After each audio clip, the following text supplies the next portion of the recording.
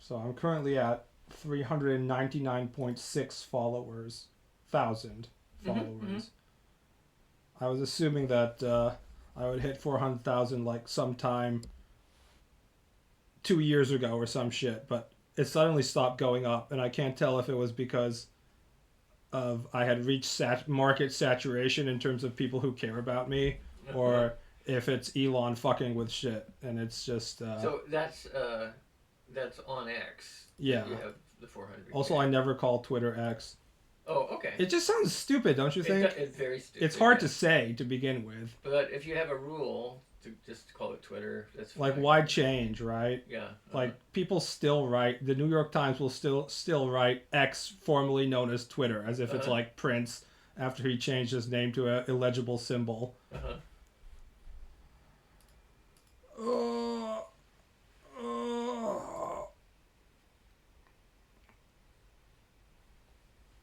Right.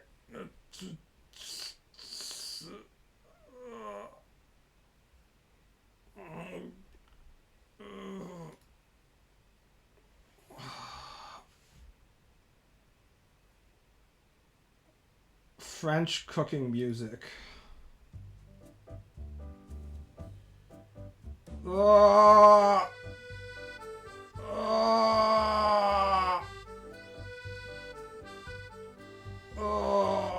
what's up, chat?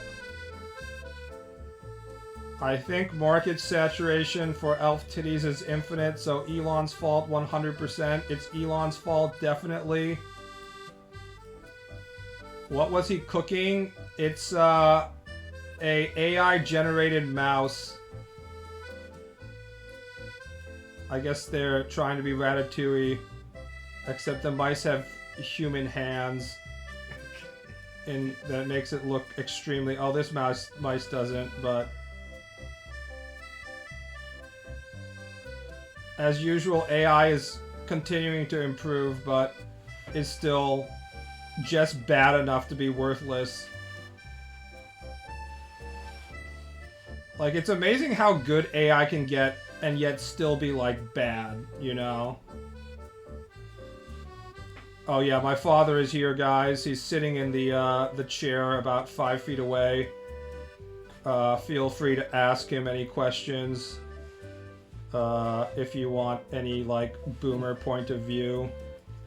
I'm here to offer you extremely valuable boomer point of view. Extremely valuable point of view from the most populous population group in the country. I don't know if that is true anymore. Maybe not anymore. I think they're dying off at this point, I think.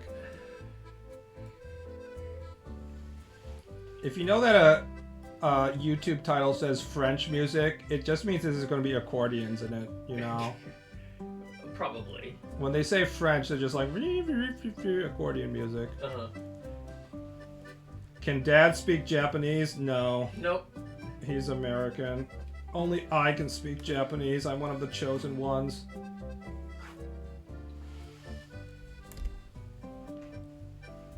How do you feel about your son drawing elf tits online? Whatever works.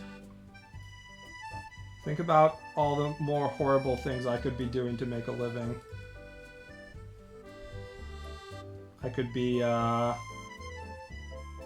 working for X, for example. That's one thing. Except you would be fired already. X? I don't know. I think I'd qualify as a white guy. Yeah, there's that. If I wasn't, like, you know, pushing myself as DEI, I think Elon might keep me. I feel like he's kept a lot of incompetent white guys around. Well, that's who it's for. That's why I think you would be fired. What, you don't think I'm incompetent? I think you're not incompetent enough. If I was like the go fast and break things type of incompetent. Yeah, then you would have a job. You have to be aggressive incompetent where you sell yourself and like what you're doing is you're being efficient, but in fact you're just ruining shit is the type of incompetence. Yeah, I learned something from a woman I know who has a pilot's license, not commercial pilot, but for smaller planes. And there's a Women's Pilot Association, and they have a saying. It's the woman pilot's prayer. God, let me have the confidence of the most mediocre male. Do you really want to have confidence as a pilot, though? I feel like that's a bad approach. Maybe it is better to have confidence. I wouldn't really know. I feel like it's better to be, like, terrified about flying as a pilot than you being like, it's fine. Yeah, well, the person who knows there's a lot to be scared about and then engenders some confidence. That's what you want. That's the ideal, I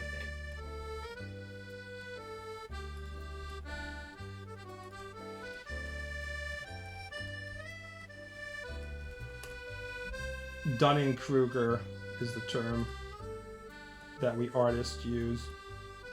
You know the Dunning-Kruger line? No. It's actually a pretty famous internet meme at this point. There's like a line where you think that you have expertise in a certain subject, or you start by having like zero confidence, like that you can draw. It goes for basically anything that takes you a long time to learn.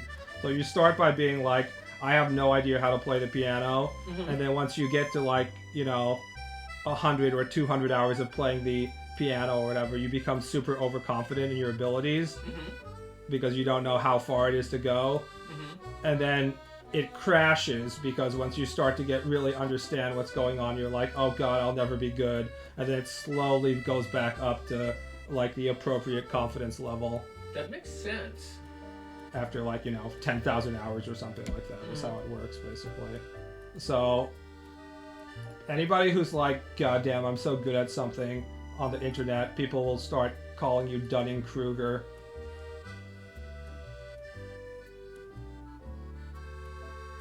I keep most of the stuff I do on the internet a secret from anyone that knows me IRL, especially what I draw. I don't really care if people know that I draw elf tits or porn or whatever. It's just that, like, what's the point of people who know you as a person and are gonna like be interested in your art because of your humanity? I want people to be interested in my art because of the art itself. So I don't need people who are like, oh, I don't want to get on your bad side. I want to, make you feel okay and are going to compliment my art, no matter what the content. I want the actual customers to care about my stuff, which is why I don't really give any of my information to my parents or, relatives and stuff like that, because I know they wouldn't be art consumers of my content anyways on their own.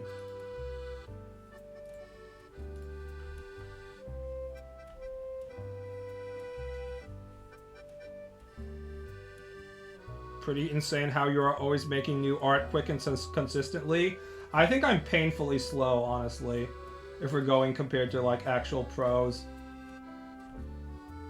In fact, it's basically unacceptable the speed that I draw at, and I'm gonna have to really sort of mess with my brain and make it so I don't redo a bunch of shit all the time, because that's the only way that I'm gonna get faster at the current rate. Like I cannot be in the habit of just redoing specific lines again and again and shit. Reminder that I'm making this art while not having a job. I'm not like a lot of you guys who are drawing in like the 2 hours of spare time that you have between, wage slaving. I have all fucking day as long as I'm not, playing video games or something.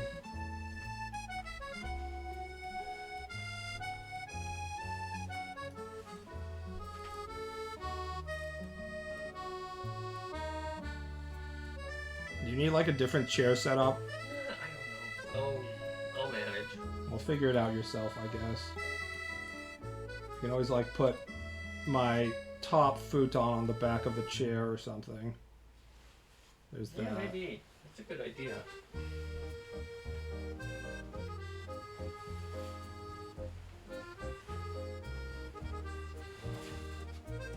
Is BB in his bed set up? Yes, I'm always in my bed set up.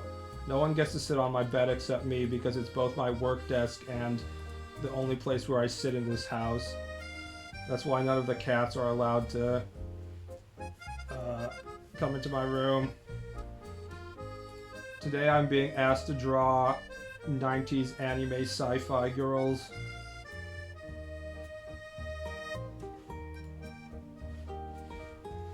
The hair is gonna be difficult. So cool your dad is there, Ball. How old is he? I'm cooking for my son right now. I'm 73. He's 1000 basically. Ancient human lich, except there's a billion more of him, I guess, so 70 really is the new like 50 now. Not in the you actually are young and capable, but like there's just a lot of them and they won't go away and they still are all they haven't retired yet is basically. The 70s are they're not really any good. So What, you mean the people that are 70 or being 70? being that it's as a decade of life, you know, I'm really not a fan. Well, if you think that the 70s aren't good, wait till you're in your 90s. Well, I don't expect to make it to my 90s. Well, I mean, you can't Can't say for control it. sure. No, I can't say for sure. Until we Right. get our government-mandated suicide boxes. You might be like, oh god, I wish I was 70 again. Kill me! I can't believe I'm 140 thanks to the anti-aging properties of Ozempic.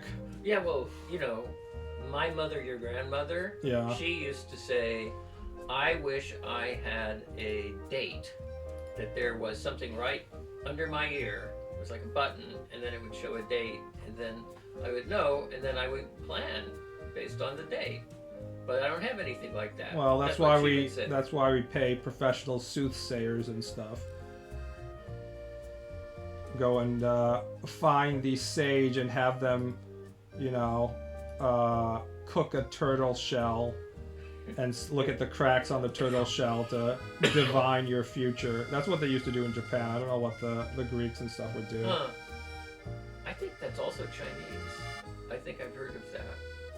Man, I would be so pissed if we didn't have suicide boxes when I'm older. I mean, they're trying to do it in like Switzerland to have assisted suicide set up, but apparently it's just like a huge pain in the ass.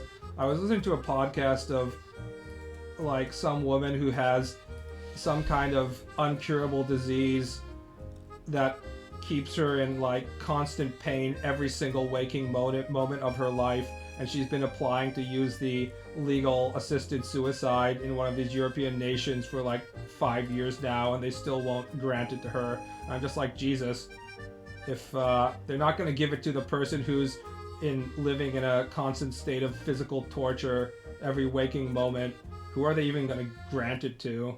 It seems just like, you know, an excuse, honestly. I don't think they're actually... Well, maybe what she has is not a terminal disease. I think it's terminal. I think she did say it's terminal. Yeah, well then I have no idea. It's just like, you know, it's like how we know someone has, you know, been a serial killer and murdered 40 people and they've admitted it and they were discovered at the location of the crime with 10 corpses and blood all over them and 8 knives in their coat, and then everybody agrees that they should get the death penalty, but it takes them like 40 years to get the death penalty. People are just really squirmish about letting other people die, even if there's a lot of circumstantial reasons why that person should die.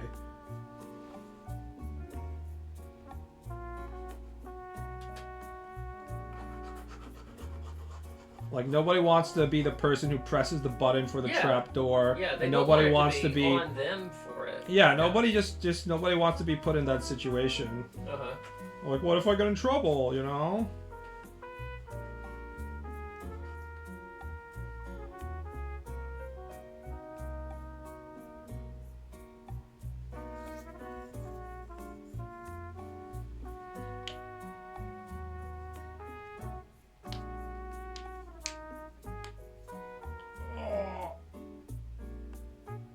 I think I should have like 6.5 hours of free time. Remember when they created the whole 40 hours of work per week is the maximum amount of work you should be forced to do, instead of it being like the minimum? Wasn't that the whole point of the law? Is that you don't have to work more than 40 hours, and now it's somehow become the standard for people to work that much? Yeah, well, I mean, it was, people were trying to get it down from 60. There was a union song from that time. Good news, it's back up at 60, my friend. Yeah, it is. But there was a union song that went 8 hours for work, 8 hours for sleep, 8 hours for what you will. Well, now we also have like 4 hours for sitting in traffic, 4 hours of overtime, and then you're also you're expected to do housework. This was at a time when it was assumed that you had like a live-in female to, take care of your crying kids and shit, and cooking and cleaning. It's pretty crazy if you think about it. As someone who can only work 20 hours a week comfortably,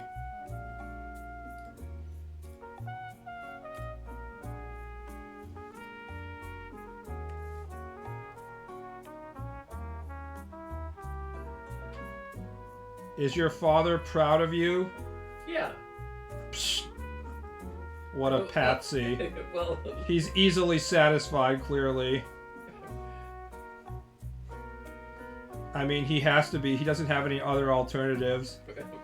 Yeah, that's number one. And number two, I'm not going to see the end result.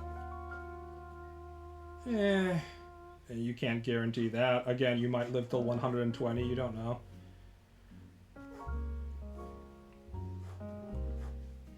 You don't have like the whole succession thing going. You can't be like, your brother is so much better than you. You won't be able to inherit Fox News. You haven't pleased me enough. He only has one option, so he may as well be proud of the son he has. I guess you can always adopt. That's like the real sort of the traditional Japanese culture way of how they would solve like their children being fuck ups, is that they would just be like, don't worry, we'll just adopt a better kid. Yeah. Problem solved. Right. It's a pretty good idea if you think about it.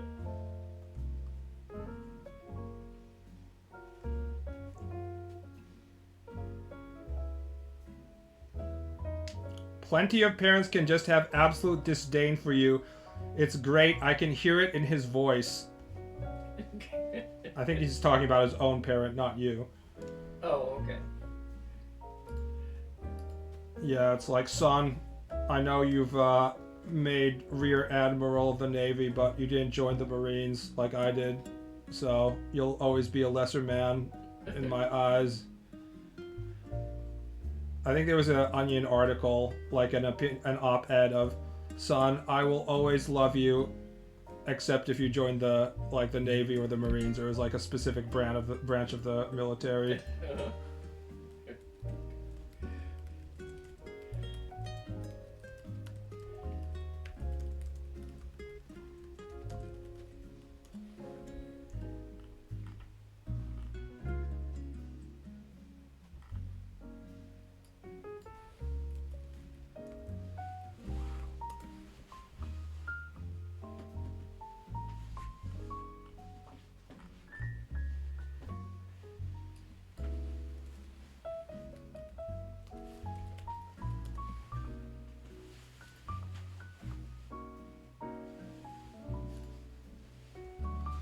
I can't find the military version of it, but I did find one that says, son, I'll always love you whether you're straight or a closeted gay.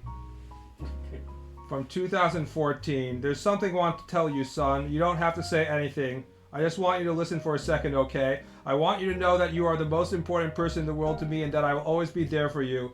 Because I'm your dad, and I'm always going to be, unconditionally. And whether you're straight or gay and closeted, I will always, always love you. And it goes on and on about how,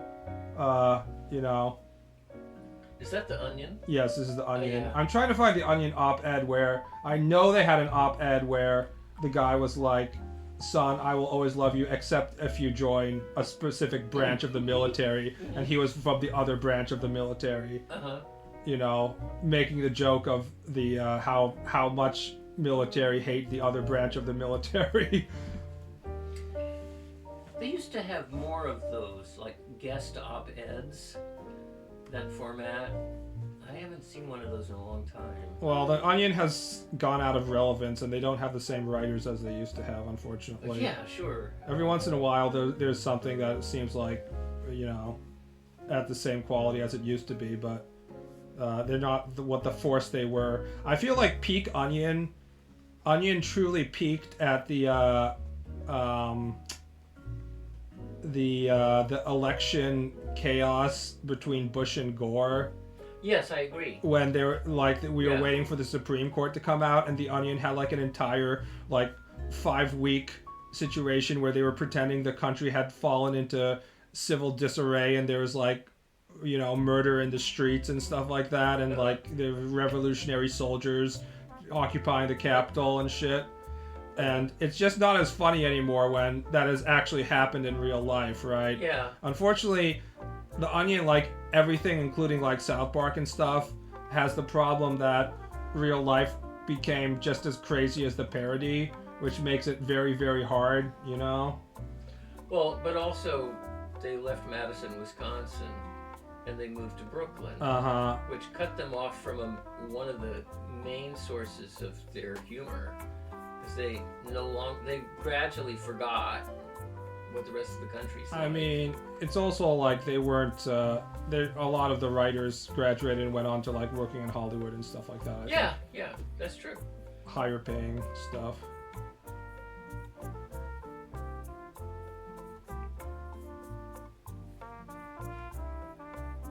If I had your parents, they would hang you from your balls.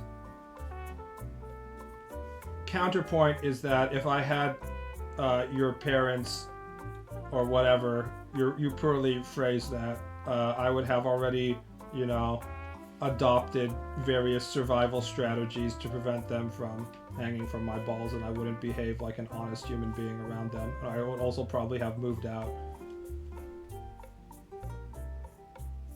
We have a lot of people in here that I don't usually see, honestly, because it's slightly different time slot.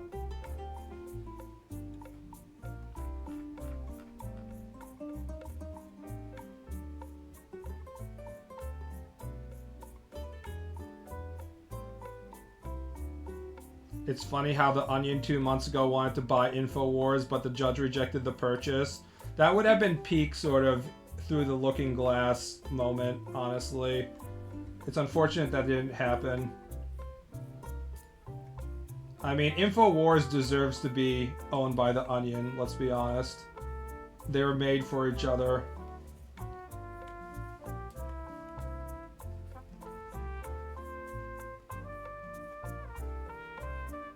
I can't believe that Alex Jones hasn't died from a massive heart attack or something at this point. He feels like he's in a constant mode of hypertension, combined with his extreme overweight, obese body, and then being angry and anxious all the time. Well, Rush Limbaugh. I mean, you're describing Rush Limbaugh if you remember him. So, and Rush Limbaugh isn't around anymore now, is he? No, that's true. I don't know how old he was when he died. He wasn't that old. I can't remember what killed him, but he had a lot of drug use.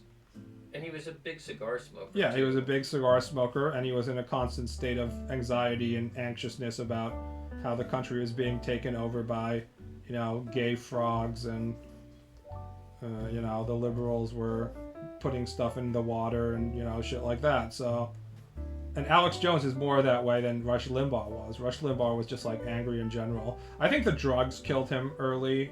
I don't know if Alex Jones is doing the same amount of drug abuse that Rush Limbaugh is, but I mean, he's certainly not chill.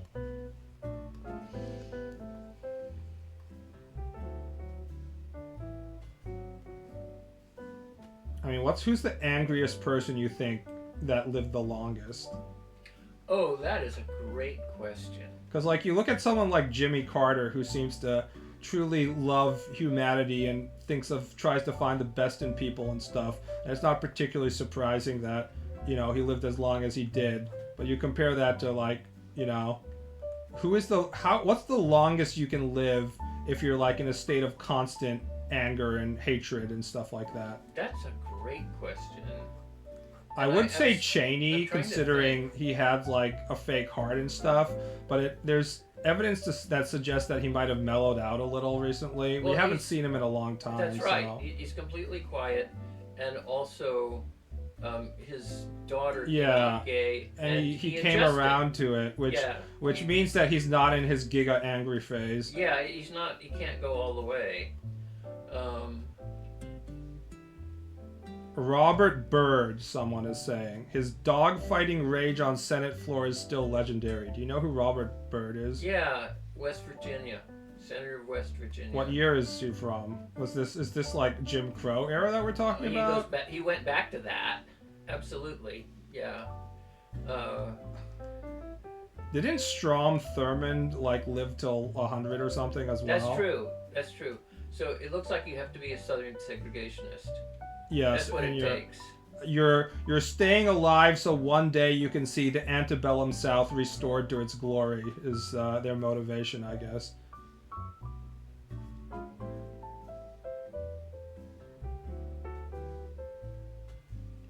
Good question. Even just being nervous is detrimental. Napoleon died of stomach cancer from being a nervous wreck. As a Napoleonic scholar, can you confirm this? Yeah.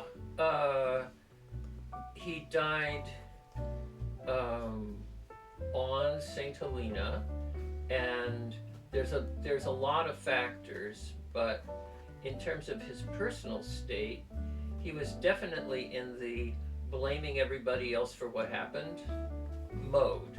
That is and it's attested to because he had a secretary who wrote like a 4-volume memoir that was really just him talking and the secretary turning it into a book. And so we know a fair amount about his overall attitude. It was like, I was right the whole time. I made no real mistakes. Everybody else was a mess. You know, so it's like that kind of thing. Now at the same time, the British were not trying to get him the very best of health care on St. Helena. So there's more than one factor. But wait, is St. Helena? No, I'm thinking of Corsica. Corsica is. He was in Corsica as well, right? His family was from. Oh, he was from Corsica. Then he had 2 periods of exile. The first is on an island called Elba, which is about like 20 miles wide, and it is only a little way off the southern coast of France. So you can get into a big rowboat and get to France overnight, which indeed he did. And then he gathered a new army, and then he fought Waterloo, and when he lost that, the British sent him to St. Helena, as far away as they could, of any place they could think of. So that's the, you know. It's pretty funny how the greatest punishment we gave to people back in the day, the Tale of Genji had this as well, was we would send people to, like, vacation spot islands where they'd have to, you know, chill on the beach. They're like, no! I've been exiled! No! Not staying on an island! And now, you know, in modern day, people are begging to have the opportunity to go to an island for like 2 days so they can get away from their slave job.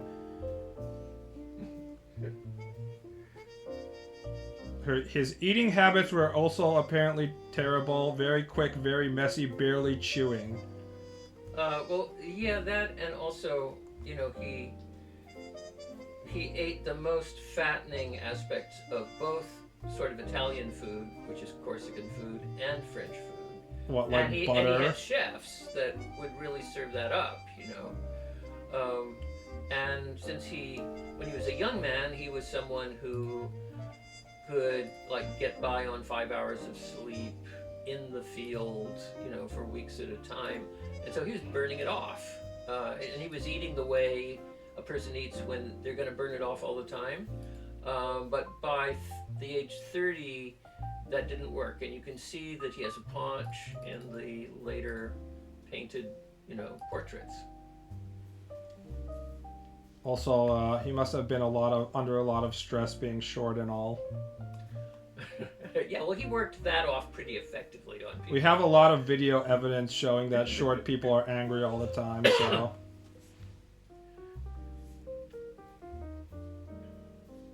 Life was rather boring back then. Being away from your lifelong mission would be quite distressing for someone so idealist.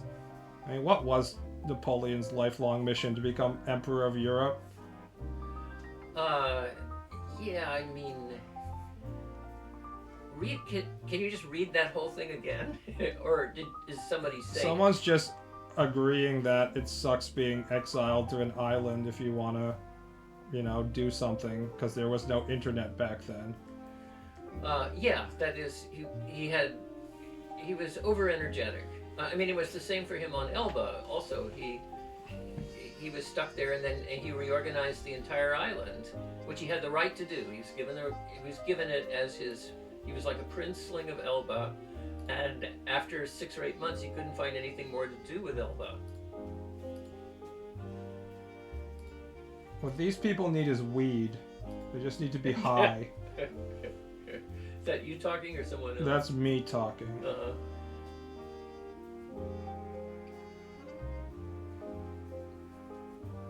There's a very funny painting of Napoleon sitting, looking very displeased with his gut hanging out. Yeah, I think you can that's find kind of that. the one I'm thinking of. There's more than one that's kind of meets that description.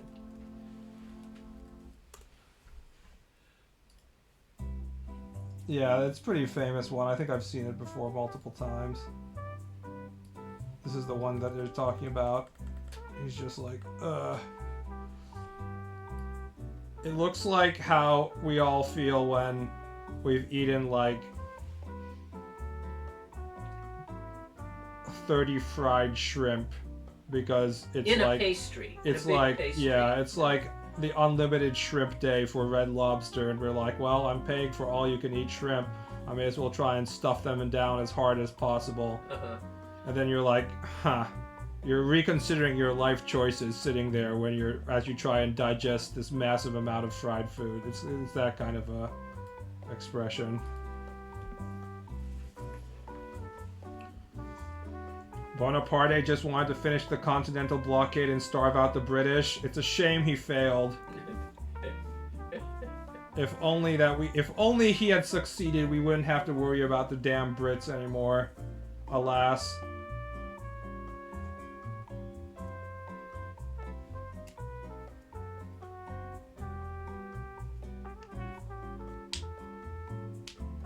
Average height was a lot lower generations ago. That's true. I don't care if it was a lot lower. If you get named after the complex, then you're officially categorized as short, no matter what the height is of other people.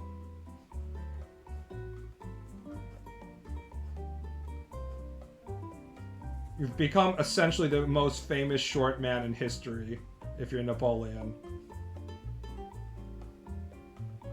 Just like Humbert is the most famous lolicon in history. Most modern people would never fit in medieval armor. True. Well, I mean, you wouldn't fit in medieval armor either way, right? Don't you have to have that shit tailored specifically for your body because it like fits really form-fitting? Like even if you were another medieval guy, don't you need them to make, like, you can't be like, hey bro, can I borrow your plate mail? I thought you have to have that shit specifically made for your body type. I think the stuff that just in an earlier stage where they basically just had 2 or 3 pieces and put them on, those might have been a little more interchangeable. But once you're into full suits of armor, then it was probably like going to the tailor. Yeah, like I don't they think had to take your measurements. I think they have to be custom made. Yeah. Which is why it was always so expensive.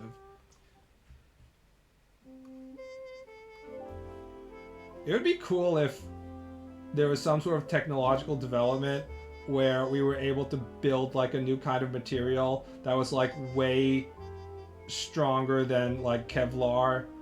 So we went back to everyone wearing armor because the offense versus defense equation shifted back toward defense. So they're like, you could actually like tank a bunch of bullets if you were wearing armor. That would be kind of cool. Yeah, it would. If we were like in a new cyberpunk situation where everybody was like fully armored. Yeah, it would be really hard to make something that you could be strong enough to walk around on, though. I mean, I guess this is what the 40k universe is, Warhammer 40k, where you go back to Melee, where everyone's wearing this like hyper armor, Space Marine shit, and then everybody has like these chainsaw swords and stuff like that. That's what we actually want as men, is the opportunity to have hand-to-hand combat and fight each other like we were supposed to. Like Dune. I can't even remember what kind of combat they do in Dune. Oh, that's right. They have force fields, don't they? I don't know, man. I don't remember that much about Dune. I actually read it from start to finish. I read the first 2 Dune novels, and they didn't really stick with me as hard as I thought they might.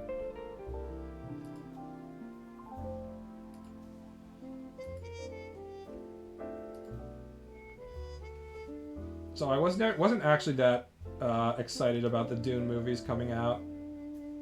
I've only seen the Dune movie. The first one was on Amazon Prime, so I started watching it, and I was like, damn, this is kind of humorless slop. I really didn't mind it when in the book format, but when I watch it as a movie, I'm not really enjoying it, so I stopped watching it. Did you see Dune 2? No. It's better. Well, I mean, but I can't get to Dune 2 unless I get through Dune 1, so what's the point? Yes, you can. You've read the books, who cares? I mean, just pick up with the movie where they finally figured out how to do their thing better. I guess. I think I'm more interested in like the previous Dune movies that were like massive over budget failures than like the David Lynch. Yeah, the David Lynch one. Yeah. That seems more interesting.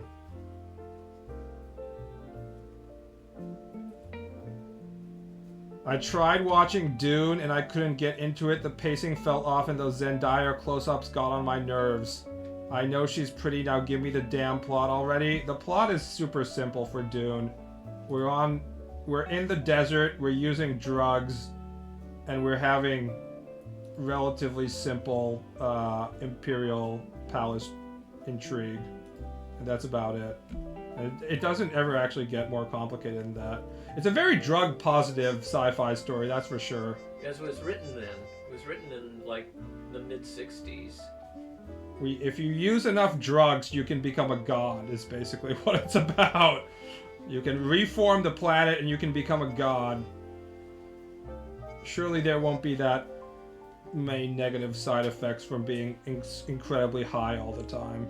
I guess there are negative side effects in the stories as well, but they're heavily outweighed by, you know, the benefits of being super fucking high all the time.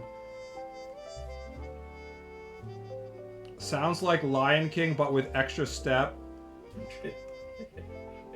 That's right. Everything just goes back to the Lion King, guys. Everything's just a copy of the Lion King, especially that damn Tezuka Osamu White Lion bullshit. Thank God Disney sued him for copyright infringement. I'm not joking, they actually did. That's Villeneuve jerking off his huge budget. I haven't seen Blade Runner either. Everyone's like, I can't believe you haven't seen Blade Runner. I've started watching the first Blade Runner movie like 8 times, and I never fucking finish. And I haven't even touched the new one as well. I don't know why, because I like cyberpunk, but every time I start watching Blade Runner, it doesn't like intrigue me. I'm not sure why. Did you ever read Philip K. Dick? I started reading it as well, and I didn't finish. I don't know what doesn't catch me. It just doesn't click with you. I don't know. Philip K. Dick, I've never been a Philip K. Dick. You left a bunch of Philip K. Dick books in the basement, remember? Yeah, right. So I've had a lot of opportunity, but instead I just read the Nabokov stuff. Yeah, well, that's a far better choice. But the one that I really think is brilliant is The Man in the High Castle. And I started reading that as well, and I started watching the drama. Every time I pick up Philip K. Dick, I put it down like 10% of the way through the book. Okay. It just doesn't do it for me. I guess it just doesn't intrigue me. Well, maybe partly it's that his literary style is kind of clumsy because Nabokov is the opposite of that. Yeah. Every sentence has something happening. That's definitely true. Also, I have to find out the riveting ending toward whether Lolita can have a happy ending or not. Spoilers, guys. Shh! Don't spoil the Lolita ending, anyone. Lolita's actually, I didn't finish Lolita, and it's not in our house. I started reading it in the library when I was in college, and it's one of the few forms of any kind of media that I was so disturbed I couldn't stop. I couldn't read it. It's just like Nabokov is such a good writer, and he's writing it from the first person of this, Creep. fucking child molester, and it's just like, but he's such a good writer. You're like, yeah, I can see where he's coming from. I can really understand the emotional turbulation of how hard it is to be like wanting to have sex with a 13-year-old. And it's like, wait, I don't really want to be in this headspace anymore. Let's stop reading this. Also, you're not really a big fan of Europe itself. I thought it was all in America though. Lolita. Yeah, but Humbert is a caricature of true. A certain kind of European fake delicacy and pseudo I don't know what. Well, he's an artistic snob in the middle of all. Yeah, isn't he like an English professor or something? Like a French European? Romantic okay, literature. yeah. So Baudelaire. He translates French Romantic poetry. Nabokov has a lot of characters that are like European intellectuals that come to America and are like pathetic human beings. Yeah. Because I was also reading Pinin. Yeah, that's another one. Pale Fire is in a way another one. Yeah, I started reading Pale Fire as well. Yeah. In fact, now that I think about it, all of his male characters are pathetic human beings.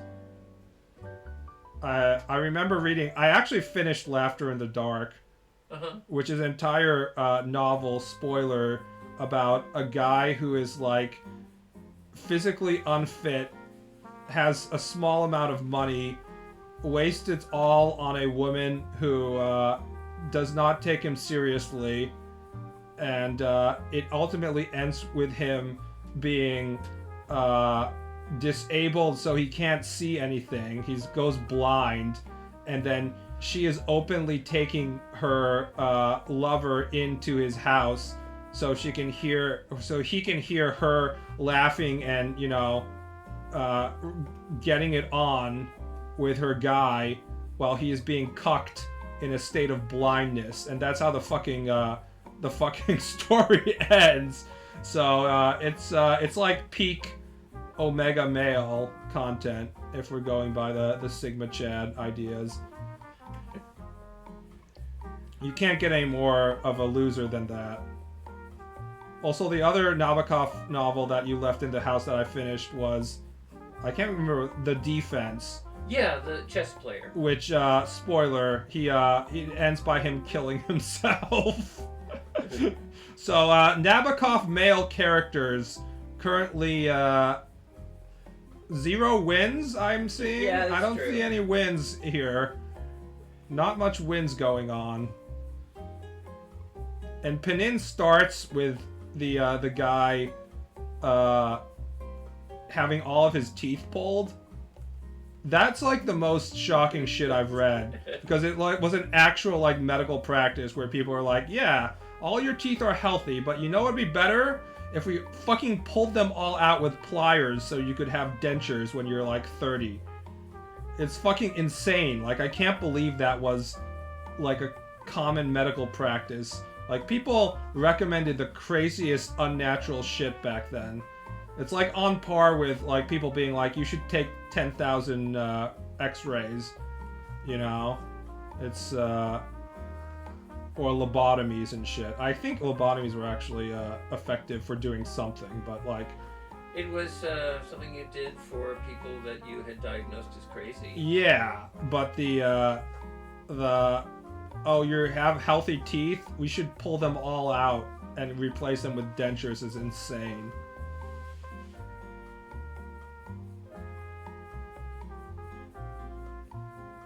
Wasn't Lolita that book that was completely misinterpreted as it apparently stemmed from his own experiences? No, it's the opposite. It was misinterpreted as like something that was supposed to be positive when Nabokov specifically wrote it to make the character as awful as possible. And he talks about it in the notes, being like, I specifically chose the name Humbert because he wanted you to hate the main character, and I'm like, you're succeeding. It's a fucking awful name. Good job, Nabokov. Yeah, you're not. That's true. You're supposed to have a very twisted relationship as a reader to the main character, as convoluted as possible. Half of Europe looks like Russia, though. They're not much different beyond the current government's belligerence. I feel like I don't know if we have any polls in chat right now, but if we look at a map of Europe, I feel like the Polish border is the separator between Eastern Europe and Western Europe. And Russia, like Western Russia, is a form of Eastern Europe, I would count it.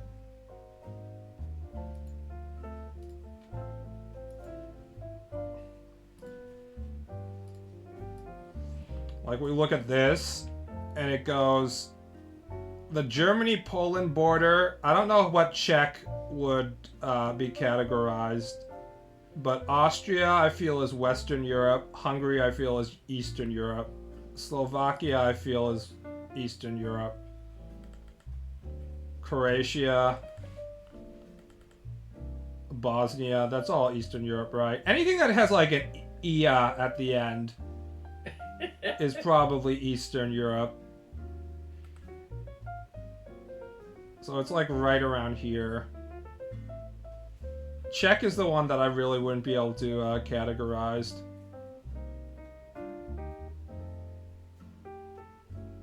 If you're an Estonian and you're like, no, I am part of Scandinavia, not Eastern Europe, I don't know.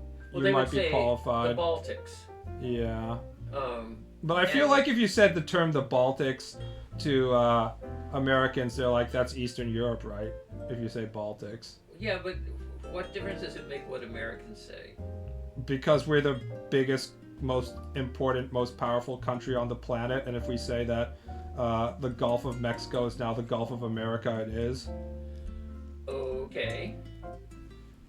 Well, if we cut the defense budget 8% every year on year. That's not gonna fucking happen, dude. Biggest... Well, this is a thing to put out bets on. I would bet against it so people. hard. It's the Trump White House that's saying it, right? It's actually the Hegseth, the new defense. Dude, the fucking defense secretary is... There's no way he's gonna be able to cut that much special interest money in the fucking military industrial complex. No way. 8% per year? No fucking way. Well, that's like fairy tale land. I believe that you're probably right. It has to pass Congress. We are in fairy tale land. These people are like, they all have like military, they have like a fucking Lockheed Martin factory in every single one of their states, dude. They're not gonna fucking cut the military contracting budget like that. Well, that's what people would have said about NIH, but he stopped National Institutes of Health money that goes to all kinds of states like Alabama. There is a big medical complex. It's full of NIH contracts. It is the biggest employer in the state of Alabama, and he's paralyzed it. Okay, but that's like the current situation. Yes. That's not 8% year on year. See, that's way farther in the future. None of these Trump White House people are thinking that far into the future. They're operating on a like day-to-day basis. And a lot of the shit that they have going right now will look vastly different or be completely reversed in the future, and they'll just pretend like none of that happened. Remember when they were like, we're going to start separating kids at the border. And they were like, this is a really good idea. The cruelty will cause immigrants to, leave. And it did. But then it was such a massive shitstorm, they had to, like, fucking pretend that never happened. A lot of that stuff is going to happen with, like, healthcare and shit if it actually, like, starts hitting, old people, i.e. the Republican voters, that they need their votes. Well, I very much hope that you're right. However, I mean, I don't give a fuck. I think you should post a general wager that if, in fact, the defense budget is shrunk by a level that corresponds to 8% year on year, then you owe whoever bets the other way, you owe them a commission. That's called the Scottish teens market. The Scottish teens? Yeah, that's what the 538 podcast calls them. There's Scottish. I think it's Scottish, not Irish. There's a place where you can make these actual political bets that isn't inside the United States. So they go to the betting markets when trying to predict stuff every once in a while, but they always remind you that these people don't actually, know what they're doing when they're placing their bets. But you can make those political bets. I don't know if there's a bet for something as vague as the defense budget being cut or not. It's usually like who's going to win the election type bets.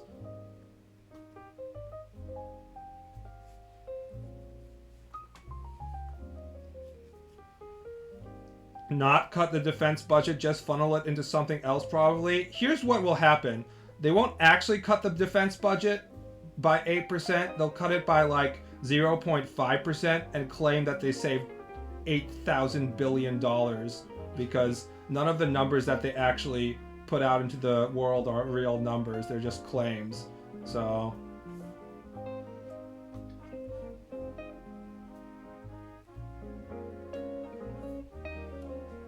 Poles are Eastern Euro, although they cope by saying they are Central Euro. Do we have any Polacks in stream that can confirm this? I know there's like one Polish guy. The most interesting person that we had in stream was someone who was apparently from Venezuela, like in Venezuela. And I was like, how the fuck is he able to watch the Twitch stream with his like 5 hours of allotted electricity per day? But yeah, I don't know what happened to him. I can't remember what his name was. Did I miss Dad? No, he's here. You can ask any father questions if you have them. I was just arguing with him whether the defense budget was actually going to get cut, and I'm extremely skeptical. I'm not exactly bad against, like, budgets getting cut. Like, Christ. The entire Republican thing was like, oh, federal budget is too high! And we'll see if they actually have the stomach for cutting shit. I'm very skeptical. Everything is a great idea in terms of reducing budgets until they start cutting the budget of your state or your constituents, and then you can't win re-election, and then suddenly it's kind of hard to pass this shit. How does your dad feel about Elon? Do we really have to talk about Elon? Elon is Trump's tool for not having to deal with Congress. True. And no one knows quite how far that can go. And most of the opposition to Elon is trying to happen through the courts, and nobody knows what the outcome of that will be. But one thing is clear, it's that there is no opposition left in the Republican Party. They've all been excluded, pushed out, lost their primaries or what have you. So nothing is going to come from them, even if there's a lot of pain in their states. That is probably true. I don't know. I feel like they might vote against something if they feel like they have the cover of, like, Trump isn't paying attention, so he won't complain on Twitter. Yes, but if... Sometimes they make these, like, pathetic grumbling shit that they do every once in a while. Yeah. Being like, oh, I'm actually an independent politician, I'm not Trump's, lackey. and then they vote for it anyway, you know? Yeah, that's right. That's what I expect. Or if they vote no, they're sure that, because right now they're 53 Senate votes, so they can spare a couple, and they sort of apportion out who gets to vote no, and that's the end of that. The House may be a crazier ballgame for that, but we can't tell yet.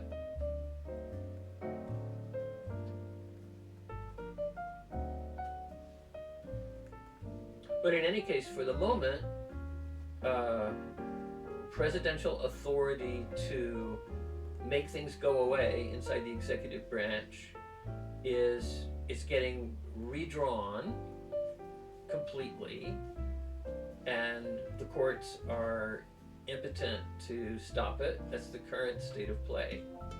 It's a good thing that Trump doesn't actually have any real vision of what he wants to do and is just slapping shit willy-nilly, because, don't want to make the millionth Hitler comparison, but if he actually had a specific idea of what he wanted to do, he might actually invade Poland. Well, he does abroad. He does have a specific idea, which is to fold. Yeah, that. But I'm like, for example, apart from that, like he had very specific ideas about how much he likes tariffs, right?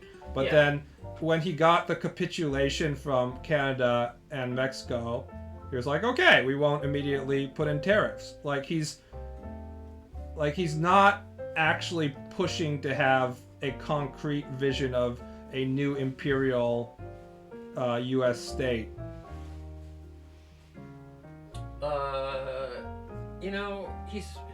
He's older now, he's stupider, and he has a lot more younger people around him. So I would have said that in the past, but now it doesn't. I'm much less sure of that. What, that he has a concrete vision of colonial America in his mind? It's enough. He has enough to keep pushing and go from one point to the next. I'm not sure if you need to have a great, first-rate master plan. I just think that going from one point to the next doesn't actually get you very far. I hope you're right. I can say one thing for sure, is that no matter what Trump says, he's not going to be able to redevelop Gaza into a shopping mall without putting American military boots on the ground. That I can say with 100% confidence. Well, I would agree that is the thing he will not do. But in his mind, I think it goes like this. I've got an army there. It's called the Israeli Defense Force.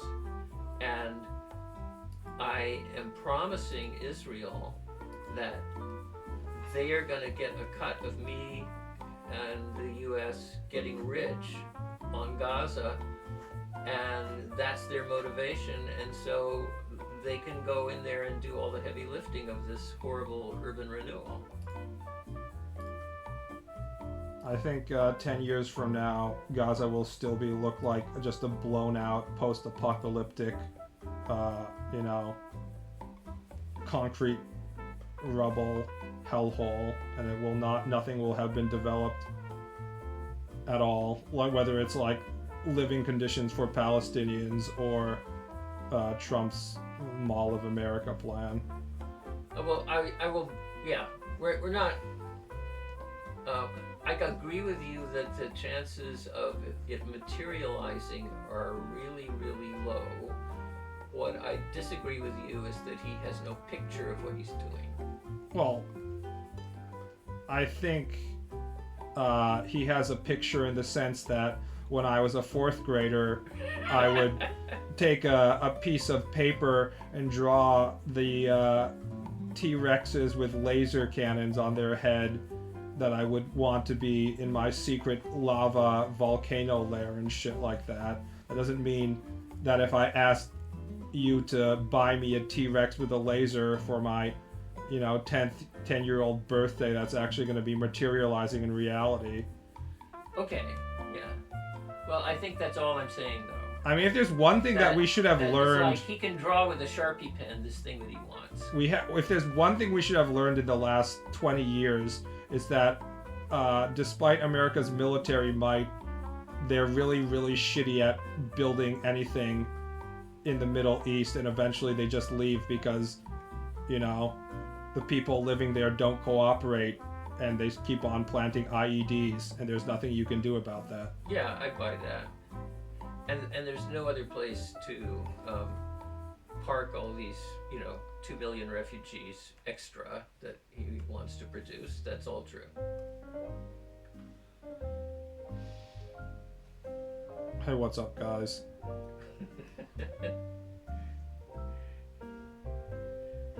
Does BaalDad still teach at college? If so, what does he think about Zoomers' literacy skills? Yeah, I do teach at college, and what, Zoomers? Like Zoomers Gen is Z? Gen Z, except we attach the boomer part onto the okay. Z. Yeah. Well, I have big classes, and I read everything they write. I don't have TAs read it, and there's My a God, really what wide, a waste of time. There's a really wide spectrum, so, and I don't think that's terribly different from the past. So that means, like, in a class of 70, there's going to be 10 students who can really write. They can get better, but as of right now, they can really write. And then there are going to be 10 students who are trying to figure out how to get ChatGPT to do it for them. And then there's everybody in the middle. So I think it's generation. I don't really believe there's a lot of the generations are enormously different on this particular thing. That is, I think if you were back teaching in the 1930s, that you wouldn't have a whole lot of people who could really write. But you would have a minority that could, who surprised you even, and that's essentially, just the way it always comes out. It's a hard thing to be good at, even at the level of writing a college paper.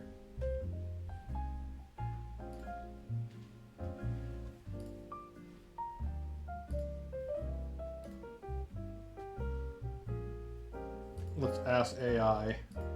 Ask, please write a college report on public infrastructure, except in the style of exaggerated ye old English.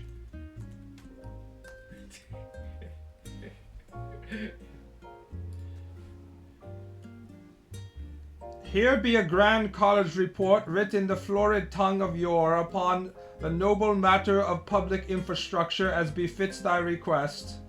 A treatise most exalted on the public works of the realm, penned by Grok the Third, scribe of XAI, on this 22nd day of February, Anno Domini 2025. Hearken, ye learned souls of the Academy, to this humble discourse concerning the arteries and sinews of our fair commonwealth, the bridges, roads, aqueducts, and sundry works that do bind our folk in prosperous union. Verily, I say unto thee, these edifices of stone, steel, and toil be the very lifeblood of our modern age, though I shall render their tale in the florid prose of olden times, that ye might marvel at their grandeur with a quill dipped in the ink of antiquity. The mighty foundations of public infrastructure. This is all written with like extra E's and K's and stuff. Yeah. In days of yore, when knights did roam and kings held sway, the realm's infrastructure was naught but muddy paths trod by oxen and the rude bridges of timber that groaned beneath the weight of carts. Yet now in this enlightened age we behold a tapestry of marvels, highways broad as rivers, spanned by arches of iron wrought with cunning artifice, and tunnels delving deep beneath the earth like the burrows of some great worm. These works, maintained by the coffers of the public purse, serve not one lord alone, but all who dwell within the land, from the humblest yeoman to the wealthiest merchant clanded silks, and so on and so on. This is like 3 pages long, by the way. Okay, that's impressive. That's the best thing I've ever heard come out of generative AI. So this is the Twitter generative AI called Grok. That's why I say it was penned by Grok in the beginning. It's really good at imitating styles. This is interesting because it's the same for like making pictures as well. AI is really good at like style imitation if you give it actual like directions.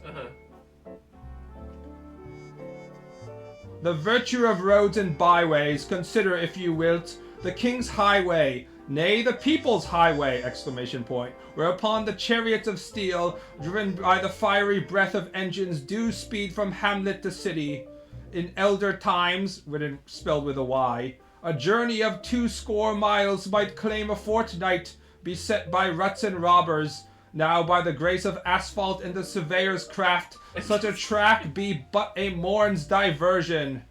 These roads, paved with the sweat of laborers and the gold of taxes, doth knit the realm together, that goods and tidings might flow as freely as mead at a feast, and so on and so on. Yeah, it's very. It's a Renaissance fair version. It generates that in like half a second, which is really impressive. It's way faster than previous versions of AI. Will ChatGPT further fuel the anti-intellectualism and reduce the public's capacity for critical thinking? That's a question for you. I mean, broadly, it's doing it. Yeah, for sure. Although, you know, public thinking, not necessarily. Critical thinking, not necessarily doing great. With or without ChatGPT, I would say. It's not... Yeah, it's not like the biggest factor in having there be less critical thinking. The opiate of the people is alive and well, whether it is AI or religion. Thank you, Mr. Marx. BB is cut to be a very good prompt engineer, LMAO. I think the best use for AI is asking it to do things in other styles. It's really good at switching up styles, I've noticed, and doing different voices. And that's actually pretty hard to write, is finding like imitating different time period voices. And it can do that really, really easily, so... It's not as good at, like, say, creating original sounding plots for, like, stories and shit like that. But, I guess because it has, like, all the old English words and stuff already in its rhyming dictionary and, like, thesaurus ready to go. Like, you know, if you were writing it yourself, you would just be pulling out the thesaurus anyways. So... it makes sense why it can just like interchangeably slam these words in.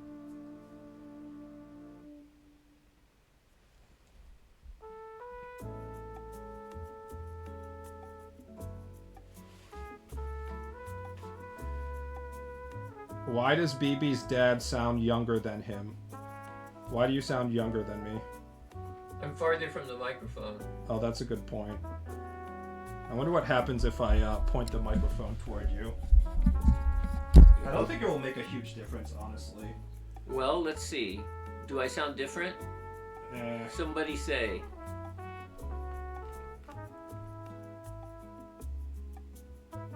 I guess I should keep talking so that you can test this out. Critical thinking is suffering from the people's lack of willpower to asses. No, this person wrote asses, but he means assess. Another point for motivation and lack of motivation to do research for true context. You sound young, Pops. You do sound younger, sir. That's what happens when you don't properly smoke your cigarettes in the 60s when you were supposed to. Yeah. You didn't have your nightly whiskey and cigarette diet. that gives you the strong, gravelly Marlboro man voice. I can't say that word. What a hard word to say, Marlboro. Maruboro. It says it's easier if you say it in Japanese. Maruboro. Marlboro. Tobacco maxing. I mean, wasn't everyone smoking back in the day? Like, when did people stop the you have to have a cigarette in one hand and a drink in the other at all times zone? Early 60s. Huh. Because there was a Surgeon General's report that was a long time coming, and it came out around maybe 1962. And then that was a big shift. People did, at that point, you know, there wasn't anyone to say it's a conspiracy when the Surgeon General put that report out. There weren't any sort of anti-vaxxers who kept smoking. It was just Philip Morris being like, "Hold on there, right-ho, sir. Cherry, let's stop that. Let's not be hasty in condemning the good tobacco plant. Think of all the salt of the earth tobacco farmers." Yeah, there was that, but there wasn't like a popular thread of conspiracy theory about the Surgeon General saying you can get cancer. And today there would be. Do you think there was, like, deep down people already knew that smoking was bad for them element to it? Or were they actually caught off guard when they were like, you shouldn't be? No, I think deep down they knew, and also there were, you know, it was a discussion, but it wasn't official. And then when the Surgeon General made it official, that really changed things for large numbers of people. And none of that would be the case today. Yeah, now there would just be like... That's what the government wants you to believe, right? It's pretty funny how, you know how there's like a concept of dry January? Yeah. There was a bunch of like anti-alcohol like opinion pieces on New York Times, and reading the New York Times boomer comments about people just being so angry that they were told that they shouldn't be drinking any alcohol in general was pretty funny. It was just like, I'm at 70 right now. I was running full marathons my entire life, and god damn it, if I want to be able to drink, you know, 1 or 2 drinks per night, I'm gonna fucking do it. I'm gonna be healthy. Yeah. Or how can I not drink when, you know, we have all this stressful stuff in the news right now? That's New York me. Times. Yeah, right. That's me. How do you expect me to keep reading the New York Times without a drink? Yeah, I can really relate to that. But for cigarettes, there were those people too. I mean, if you're 80 years old and you've been smoking this entire time, then, you know, you are going to go, so what? What the hell? I'm not planning to live forever. Your father is here again. What's his take on Napoleon and his effect on his nation? We have a second Napoleon question. This is a separate person. Everybody just wants to talk about Napoleon, it appears. Well, they've come to the right place. Wait, I thought you were the revolution guy, though. Yeah, but Napoleon he's in the package. I didn't do research on Napoleon, but I had to teach Napoleon a lot. Was the Napoleon part overcrowded from other people doing Napoleon, or is it less popular than the French Revolution? Well, it wasn't as intellectually interesting to me. It's interesting, but not in the same way, or as much. So, yeah, the French Revolution was... there isn't anything quite like it. I mean, Napoleon is kind of the end of the French Revolution. He is. That's right. It's when it's officially over is when you get Napoleon. That's right. That's right. And when all that energy is, instead, it's directed outward. It's not something internal to France. But what was the question again? What was his effect? What's his take on Napoleon and his effect on his nation? By his nation, I assume France. Well, his overall effect was very complicated in that, first of all, he gave France a Napoleon complex, and I really mean that. That's true. That yes. Is, there's a wonderful journal like The Onion, that is the big satirical journal, is called The Chained Duck, Le Canard Enchaîné. What, at the time? No, in my time. And it's I remember like a modern. I remember something that was written in it that I've held on to ever since. That France is a third-rate country with a first-rate state apparatus, and so it has a state that is. I thought it was going to say first-rate ego, which is how I think about them. It's just ultimately not a big enough country to sustain the pretensions of its state. And that comes from Napoleon. The other thing, though, is that he codified the legal system, or not he personally, but he made sure it happened. He supervised a big, committee of people who did it, and without that, France would be a worse place and a more confusing place, and that's for sure, because it would have had layers of law from the royal period and layers from the revolutionary period, and they wouldn't be reconcilable, and Napoleon made sure that problem got fixed. I mean, to be fair, France was a colonial superpower for quite a long time, though, so I mean, the state apparatus, I mean, it was able to sustain like a multinational, empire, essentially. I mean, I don't think it was that, outstepping their bounds of what the country was capable of. I guess it's different if you're just colonizing places that don't have firearms, but... Yeah, it is. It is. I mean, Belgium had the Belgian Congo, so... Yeah, that's true. Nobody is like, who was crazy? Belgium. The most powerful of all the European nations. Isn't France's state apparatus only second worst after Germany and Europe?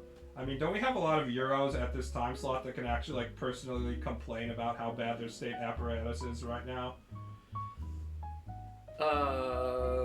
Well, I would regard Germany as a country that runs rather better than France does, and France is a country that runs rather better than Spain or Italy do. Yeah, Spain is legendary for their apparatus being like a massive failure.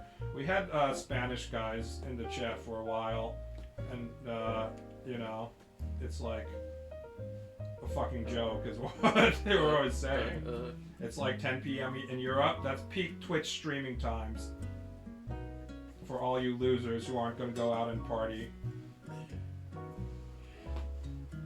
Italy is a bit of a mess right now. Italy also famous for having a, extremely ineffective state apparatus, often corrupted by the power of many generations of mafia and stuff.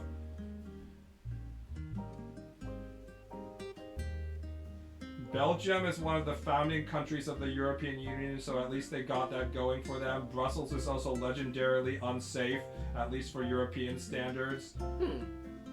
I wouldn't know. I'm not going to Europe anytime soon, so definitely not Brussels.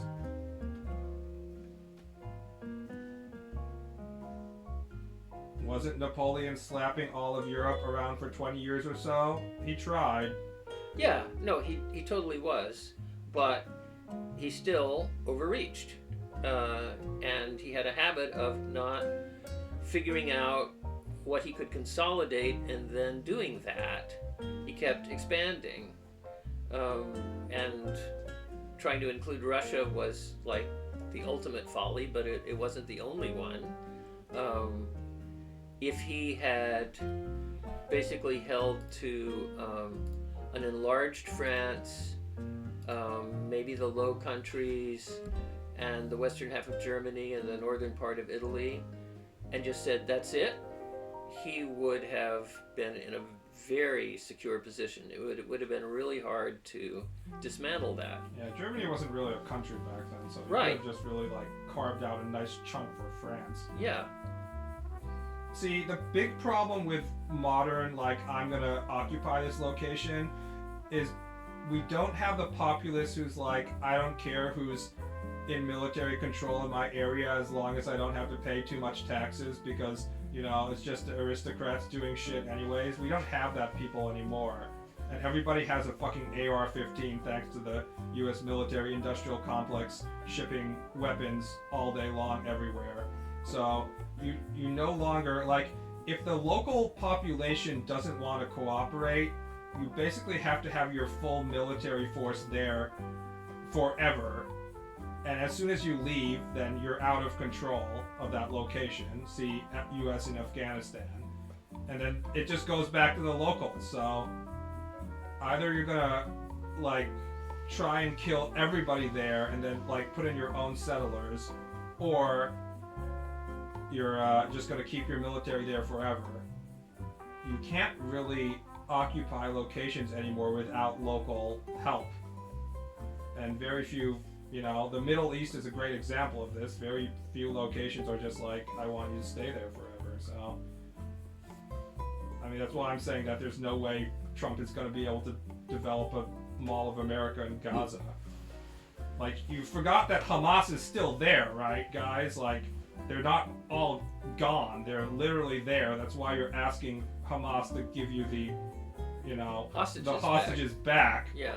You know, it's like, if Netanyahu is claiming that Hamas is destroyed and gone, like, why the fuck are you negotiating for hostages? I literally see Hamas in your photo op.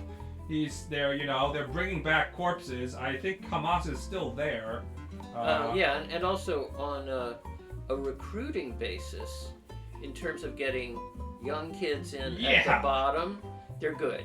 They've largely restored their total numbers. What they've lost is a lot of their officer corps.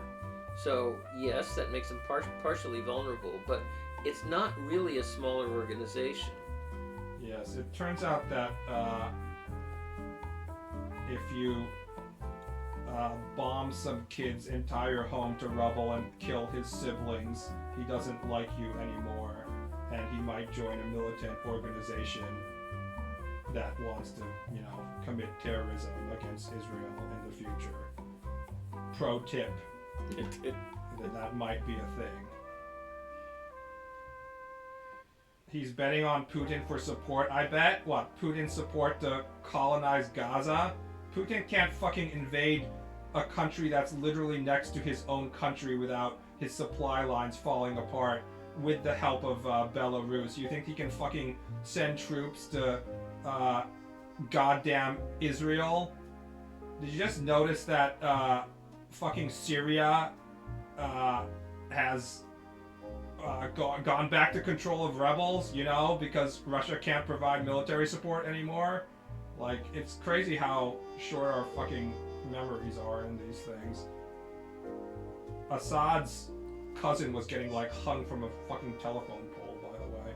I was watching it. That's the cool thing about the internet, is you get to see the public executions of people now. The footage is around.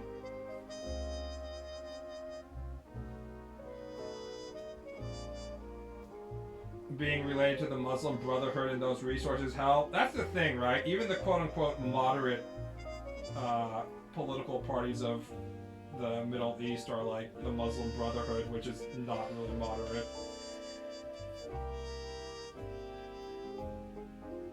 I was just reminded of the North Korean troops being sent to the front lines too. Yeah, I think they might be all dead at this point. I heard Hamas at the beginning had more soldiers than some small, medium Euro countries. I mean... That's probably true, yeah. How many people were there in Gaza? Like 3 million? I can't remember. But there's like 2 million people, and Hamas might have been in the neighborhood of 30,000 fighters, give or take.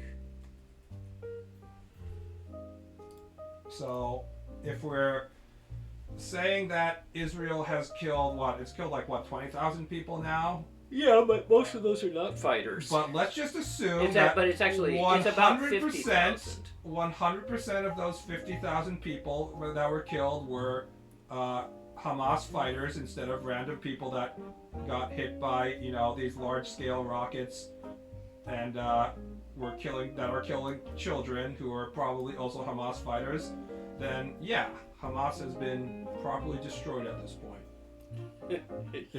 We've hit 120% of the Hamas population, so I think we're good. Bernie never worked a day in his life and owns 4 mansions. No, you can't criticize Bernie. He's the only socialist we have. Being the mayor of Burlington is not work. We say that about pretty much every politician, don't we? Like that they haven't worked a day in their life. If we think about it. Like what's a politician which we're like, man, that politician, man, he works so hard. Like, I just think that political office isn't considered to be a job at this point. Not that I'm, standing up for the poor politicians, but we just assume that if they have a shit ton of money, it's because they got it from, getting like a hamburger carton full of $30 bills. Well, a lot of politicians don't, in fact, have a lot of money. And that's not always a good thing, but sometimes it is. Keck W. We actually have, like, Bernie fights going on in chat.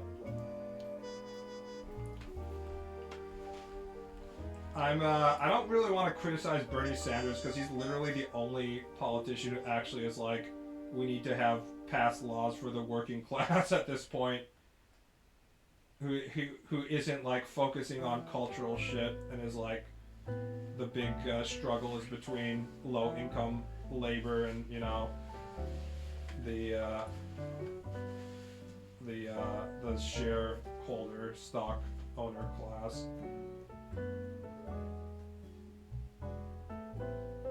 We don't need no government. I eat what I catch. I sleep in a van down by the river, and I poop in an outhouse. Let the system collapse, man.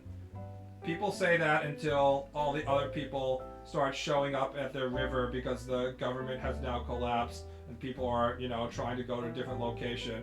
And now you have like local, firearm fights over, who owns this part of the river and who owns this part of the woods and stuff. And then they borrow your hotspot that you're using right now. Wasn't Lyndon B. Johnson a workaholic? Yeah, he was. I mean, a lot of presidents were workaholics. It's only our most recent runs that haven't been working much, Trump and Biden. Oh, I think Biden worked a lot, actually.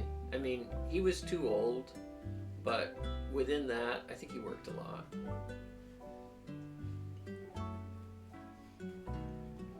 He was always too old, god damn it. Why did the Democratic primary voters vote for him in the first place? Jesus Christ. Anyone who's like, Biden was too old in 2024 is like, what the fuck are you talking about? Biden was too old in 2020. Why did you guys vote for him? I know why, because it was a standard white guy. And the southern black voters were like, we need a standard white guy, because the reason why we have Trump is because we had a black guy. And you guys are all racist, so we'll make sure to elect a white guy for the primary. And I guess it worked in short term, but we need a slightly younger white guy. I mean, it's a real problem of just having too many old people in general in society. Yeah, including the president now. Yeah. Like, all the world leaders, including the president, including, dictators, everybody's fucking old.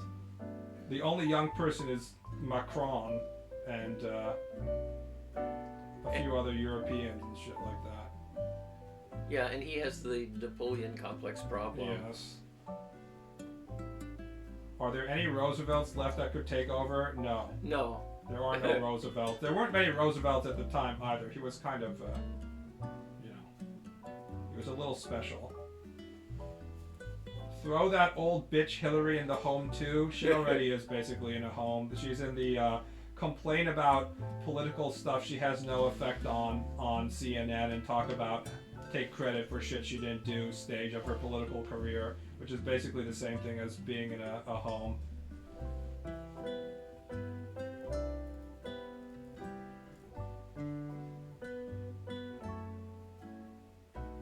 USA speed running becoming a third world country, Keck W. That is true. USA is definitely becoming a third world country right now.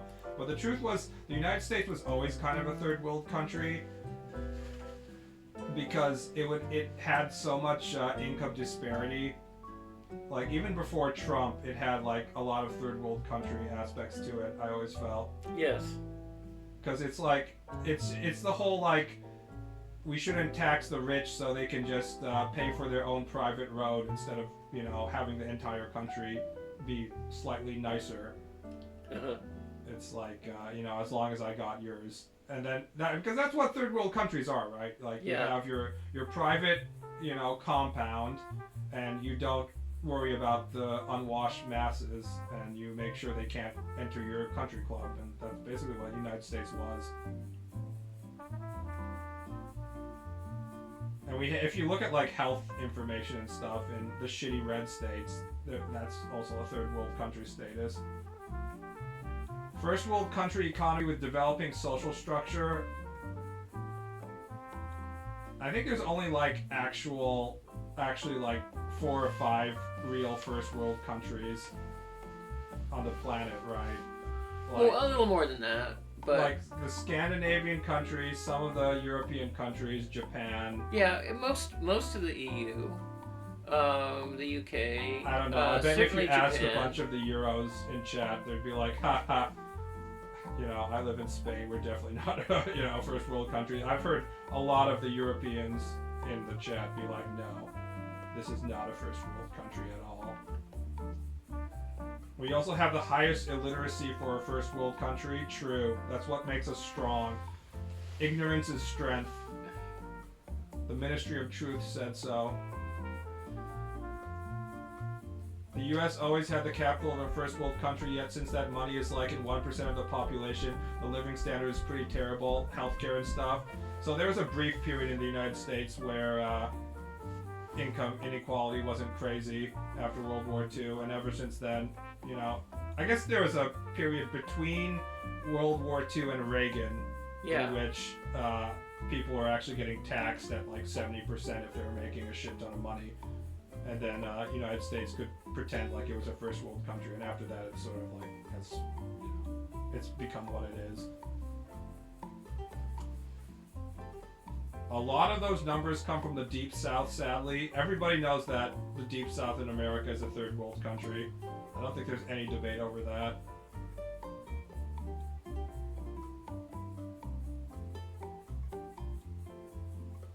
Also, a lot of the America reading statistics are kind of warped because it has like English as second language immigrants in it. I think those are counted in the equation, so it's not as bad as it might be, but it's still probably pretty bad. Honestly, if you're a woman and you only read Twilight and 50 Shades of Grey, you should be counted as functionally illiterate.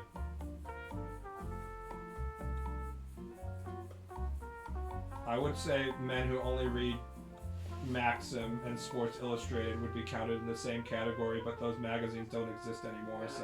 Jack Reacher. To name one that I like. Tom Clancy! The latest main character named Jack or John comes to a small town with a corrupt sheriff. Little does they know that Jack is a special agent from the special part of the special military, and he's gonna clean shit up. I saw a little bit of the first season of the Amazon Jack Reacher TV show. I do give them credit for having like a really beefy guy instead of Tom Cruise. But Tom Cruise is kind of small, so... Have you ever read one of them? No, I'm not gonna read Tom Clancy. It's not him. Oh, it's not? It's a guy you haven't heard of. Oh. I can't remember his name either. And, they're basically pretty good.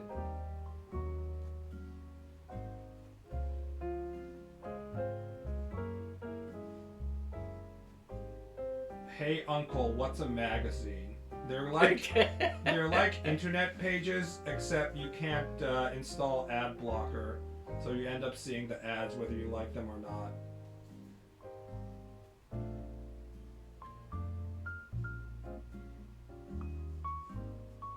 They come from New York City. Ball, new chapter was good, but I read it in less than 6 minutes. Work harder, Mr. Artist. Think about it this way. If I had worked harder and doubled the size of the chapter, you would have still read it in 10 minutes. You're not looking at the drawings hard enough. That's why you got through it so fast. That is true. I hope you've noticed all the backgrounds I was drawing.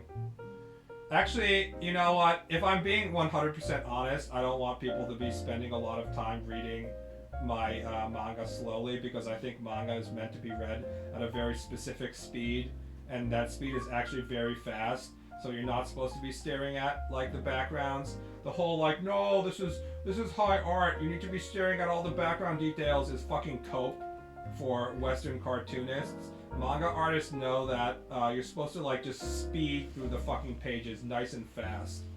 Thanks for the sub, by the way, Jude. I've read the chapters like 10 times. That's what I used to do with manga chapters, because they would have boobs on them. And before the internet, the only way to see drawn female breasts was by reading the same manga chapters again and again. Some elite artists can churn out photorealistic diorama oil paintings daily. Be like them. Hold on, let me ask AI. Yeah. Please draw a photorealistic oil painting diorama of an elf.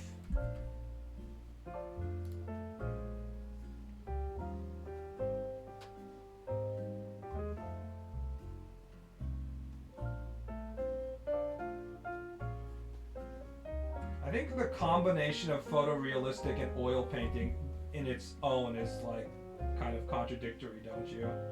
No, it's not.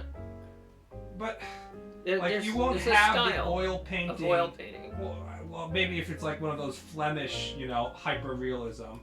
So Yeah. Here we go, guys. Here's what Grok gives us. We have this. You actually want to see it? Yeah, sure. Here's the green elf. Uh-huh. Yeah, that wasn't very hard for it to do, was it? And here's literally Legolas. Uh-huh. Okay. So that's what we're talking about when you ask for an image to be produced. You have fucking Shrek. It looks like what's her name in the Hobbit movies that very everybody much. complained about with the red Yeah. hair. That were like, this character wasn't in the original book. Combined, and the other one is literally just Legolas. So yeah, the Grok is doing pretty good in terms of text and language based stuff, but in terms of like actual like drawing shit, it's not very good. That's the truth. They just only have Legolas in their database. Their image database seems really, really bad.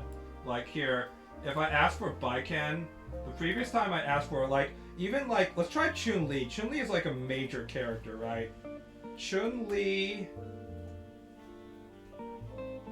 generate an image of Chun-Li. I can't remember if there was a dash in between the Chun and Li. Chun-Li eating a hamburger. Let's see if they can do Chun-Li. Because they were able to do Mario, but not like Baiken, for example.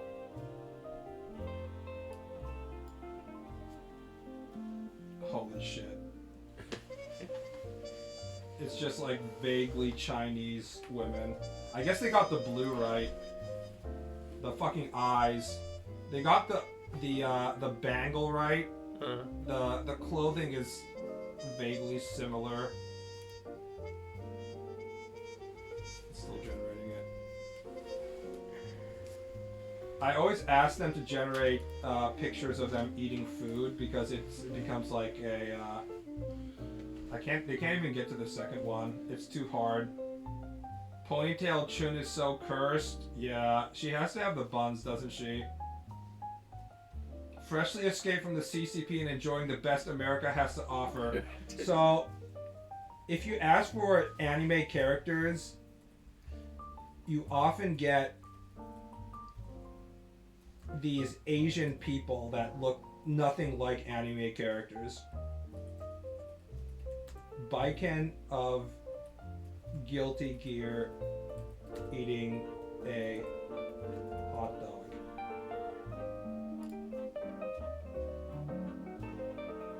Let's see if it's still working. It seemed to have like an error last time. It's so funny that they're using billions of dollars of computing power on these completely...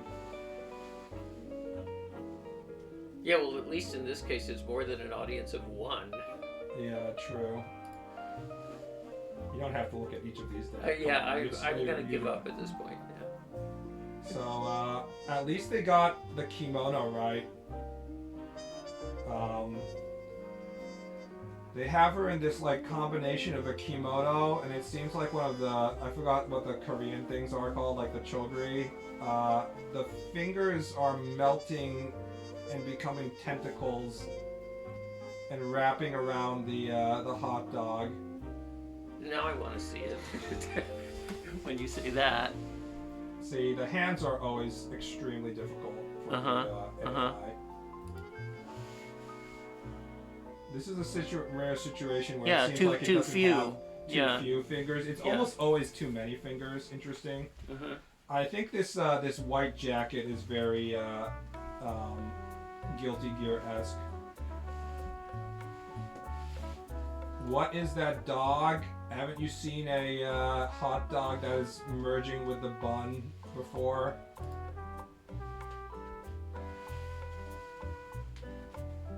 It also looks like she has beef stroganoff in the corner.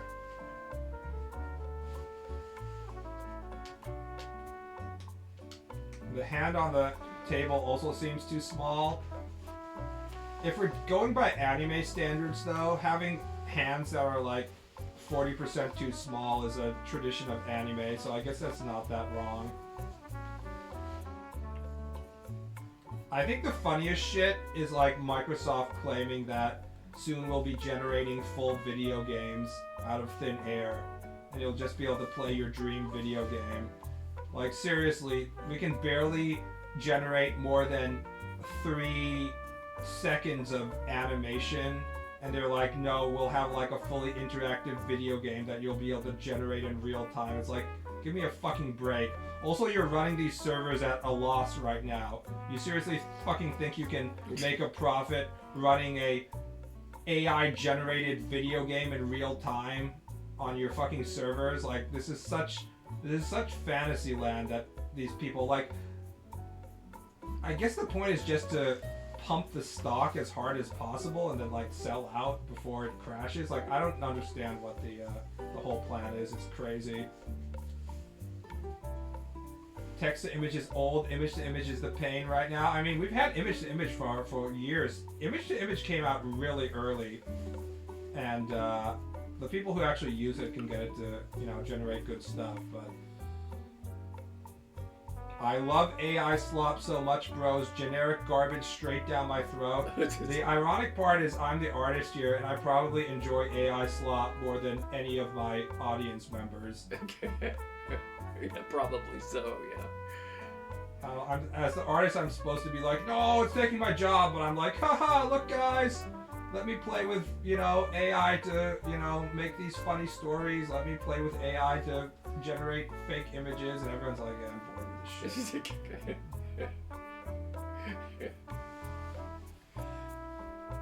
Microsoft says this type of idiocy in China make DeepSeek at a fraction of the computing power and cost. American AI tech is focusing on the wrong things. I mean, make no mistake, the American companies can do the same thing as the China, but they just don't want to because they want you to be subscribed to their monthly, you know, service in which you pay them to host the server costs.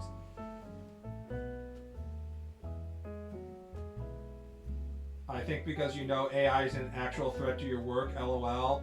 I mean, art has already gone through the whole photography phase. Like, there's already an image of literally every object you could see you could want to see online already. So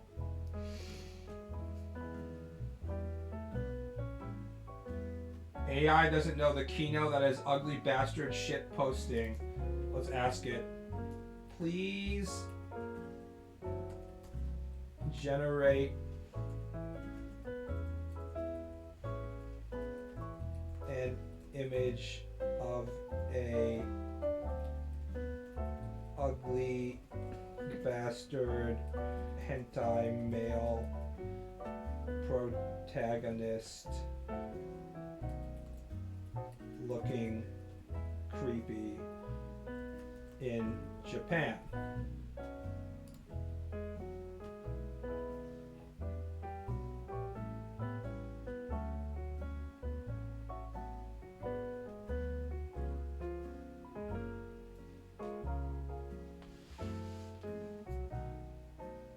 I don't think they know what an ugly bastard is, I'm sorry.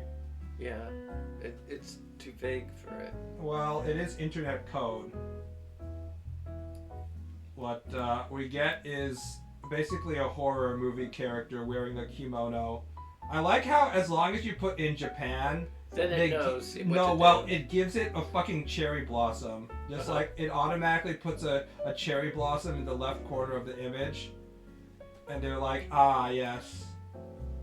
In Japan, the sakura is always blooming 24/7. And then this is just a Asian guy. This is actually really offensive that they're like, look at this ugly bastard. He's just like a relatively normal looking Asian guy. Huh. This is in their definition of an ugly bastard. Oh yeah, that's nothing. You'd see him on the subway. This is a It's standard a normal person. Japanese salaryman. Yeah, right. Yeah, who's hungover, you know, and had a bad night. You know, this is just Elon being like, yep, all Asians.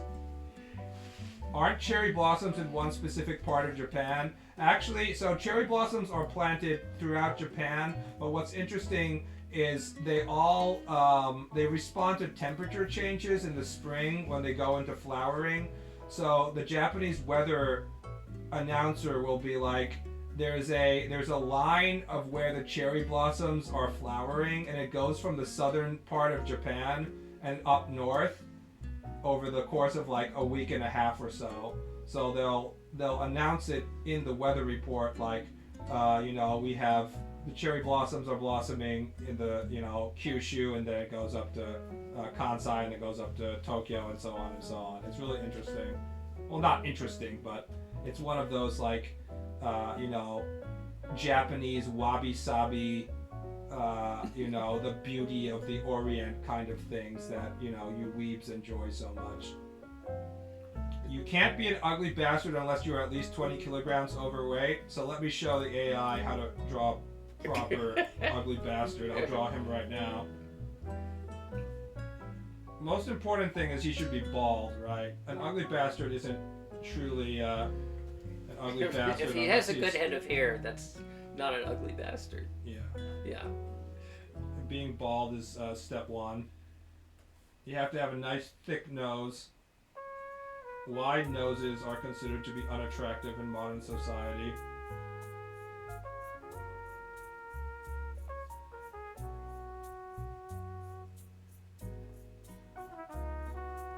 Give him some multiple moles right here. Maybe with a hair coming out. Of course, yeah. How about earlobes? Yeah, I don't want to give him the happy earlobes of like the gods of good fortune, because there's only a very slim line between the gods of good fortune in And Japanese an ugly lore bastard. and an ugly bastard. And if you're not careful, they look too wholesome. The ugly bastard ends up looking wholesome. In fact, he's already starting to look kind of like one of those ebisu guys. Ebisu or daikoku.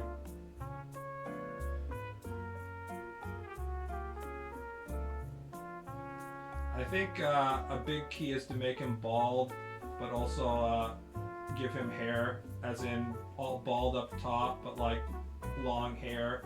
See, I call that the child molester / serial killer look. Is just make sure he has business up top, party on the sides. I'm curious if Grok knows memes like Mesugaki Wendy's. It seems not really interested in context. Let's try doing Mesugaki Wendy. Please generate an image of Mesugaki Wendy. Of the Wendy's hamburger chain.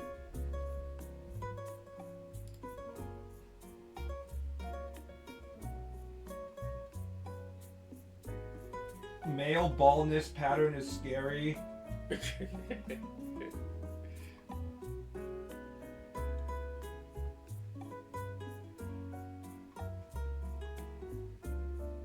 It's just generated a white woman with a striped shirt, guys. I have some bad news. Grok image generation, not very good. If you ask for Wendy's and you get white woman wearing a vaguely red and white striped shirt in Ohio, it seems. In a sunset in Ohio. This looks slightly like Wendy's, and they're trying to make it look like a Wendy's, but she doesn't even have the fucking pigtails. Also, isn't Wendy wearing a blue striped shirt, a blue striped dress? Right. It's not red. To contrast with the hair. It's like, it's fucking red and white, like she's Waldo or something. Maybe it's trained to avoid trademark infringement. No, because if you ask it for it to do Mario, it does Mario. Uh-huh. See, if you ask for like, please generate an image of Mario shooting Mickey Mouse with an AR-15.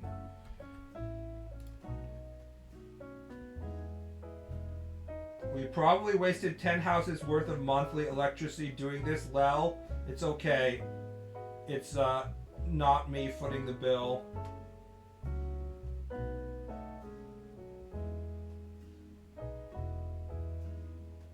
And it does it perfectly well, except for the AR-15.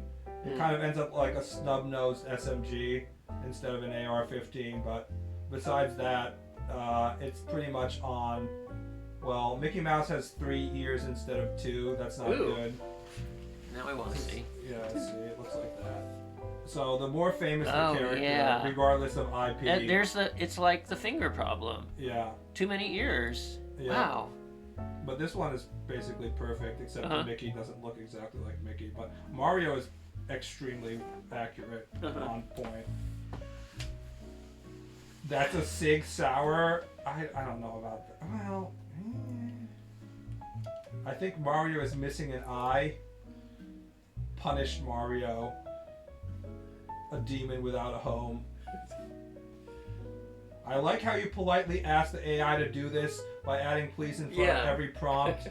Would you kindly, for you who don't know, Dad, that is a meme from a video game called BioShock, where you have a voice on the radio that's supposed to be like guiding you through the game, like that's a tutorial, and every time he says would you kindly, you have to progress the game. You have to do like exactly how he says, because it's a video game. Like you can't go to the next stage unless you like open the valve. So he's like, would you kindly open the valve? And when you get to the location, it turns out that you've been like a brainwashed Manchurian candidate that does anything if he says would you kindly at the front of the sentence. A slave obeys! Yes, now everyone's saying BioShock memes in chat. Alright guys, I'm gonna end the stream here because my dad is extremely uncomfortable in the shitty chair he's sitting in, and I have to go jog. So that was the father-son stream. If you have any more questions that you would like to ask him, write it in chat now. If it's any short questions, you might answer. But otherwise, everyone's leaving. All right, see you guys. Bye. Can you have your father take over? I can answer that now. No, because he has an actual job and he has to go back to his house where he, needs to work his slave labor for the university.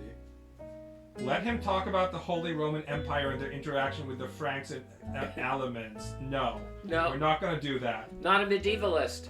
All right, see you around, guys. Bye.